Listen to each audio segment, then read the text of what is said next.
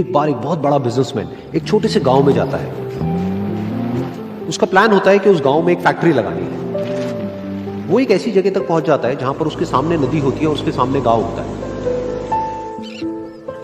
अब उसके पास में दो ऑप्शंस होते हैं। एक कि वो सड़क के रास्ते से घूम करके उस गांव तक पहुंचे, जिसमें करीब करीब 8 घंटे लगेंगे, क्योंकि डायरेक्ट कोई रास्ता नहीं है वहां तक पहुंचने का। दूसरा कि सिर्फ 20 मिनट में एक नाव में बैठ करके उस नदी को पार करके उस गांव तक पहुंच जाए।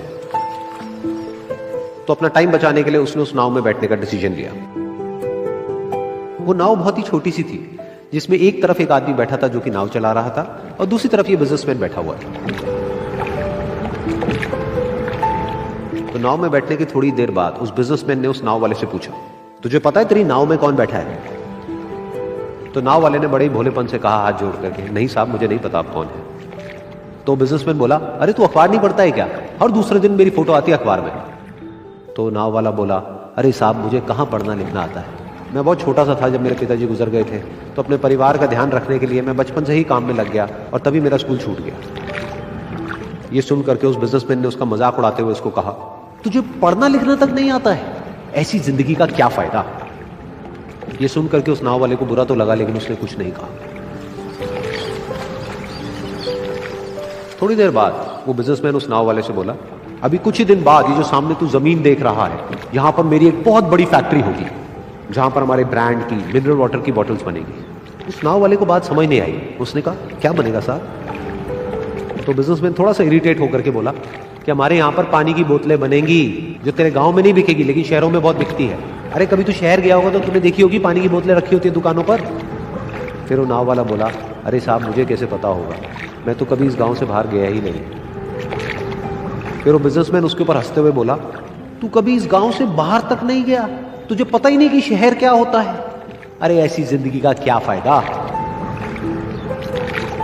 उसकी ये बात सुन करके उस नाव वाले को सच में लगने लगा कि मेरी जिंदगी शायद किसी काम की नहीं है।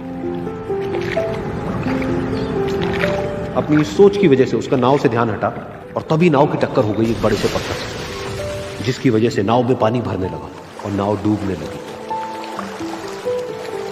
उस जगह पर पानी बहुत ही गहरा था और किनारा दूर था।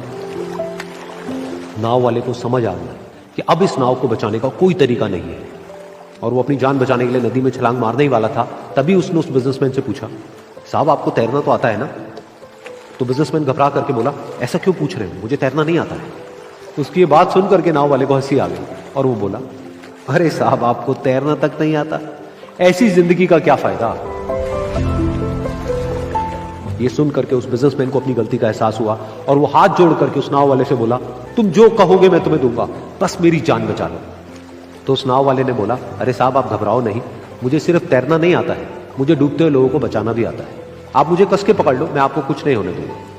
और फिर उस नाव वाले ने ना सिर्फ अपनी बल्कि उस बिजनेसमैन की भी जान बचाई।